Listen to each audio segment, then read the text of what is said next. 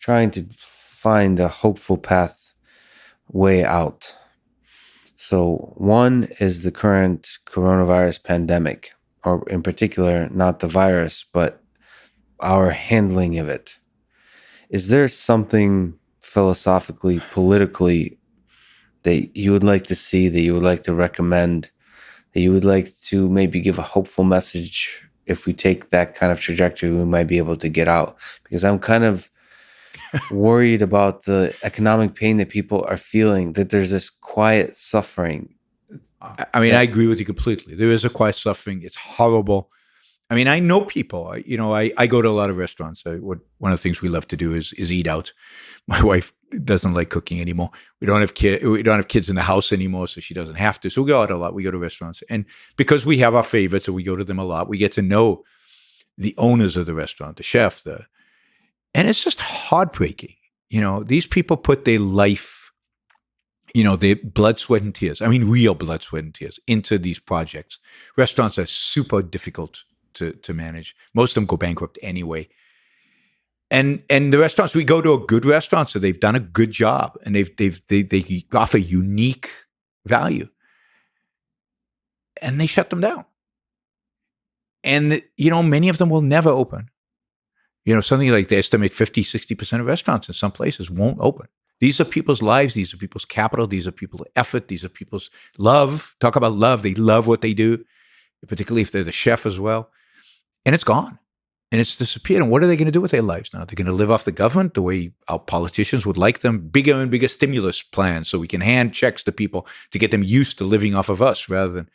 It's disgusting, and it's offensive, and it's unbelievably sad. And this is where it comes to this. I care about other people. I mean, this idea that objectivists don't care. I mean, I love these people who provide me with pleasure of eating wonderful food in a great environment. is there something inspiring about them too? Like when I see a great restaurant owner, I want to do better with my own stuff. Yeah, exactly. It's they're inspiring. Anybody who does it is excellent. I love sports because it's the one realm in which you still value and celebrate excellence. But I try to celebrate excellence everything in my life. So I try to be nice to these people. And with COVID, we went more to restaurants, if believe it or not. We did more takeout stuff. We made an effort, particularly the restaurants we really love, to keep them going, to encourage them, to support them. The problem is philosophy drives the world. The response to COVID has been worse than pathetic.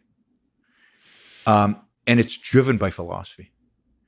It's driven by disrespect to science, ignorance and disrespect of statistics, a disrespect of individual human decision-making. Government has to decide everything for us.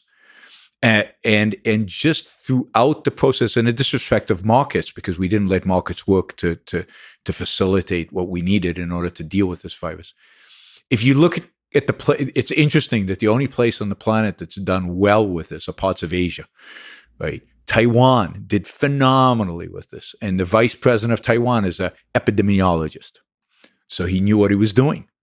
And they got it right from the beginning. South Korea did amazing. Even Hong Kong and Singapore. Hong Kong is just very few deaths. And the economy wasn't shut down in any of those places. There were no lockdowns in any of those places. The CDC had plans before this happened on how to deal with good plans. Indeed, if you ask people around the world before the pandemic, which country is best prepared for a pandemic, they would have said the United States because of the CDC's plans and all of our emergency reserves and all that and the wealth. And yet all of that went out the window because people panicked. People didn't think, go back to reason. People were arrogant, refused to use the tools that they had at their disposal to deal with this. So you deal with pandemics. It's very simple how you deal with pandemics. And this is how South Korea and Taiwan, and you deal with them by testing, tracing, and isolating. That's it. Yeah. And you do it well. And you do it vigorously, and you do it on scale if you have to. And you scale up to do it, and we have the wealth to do that.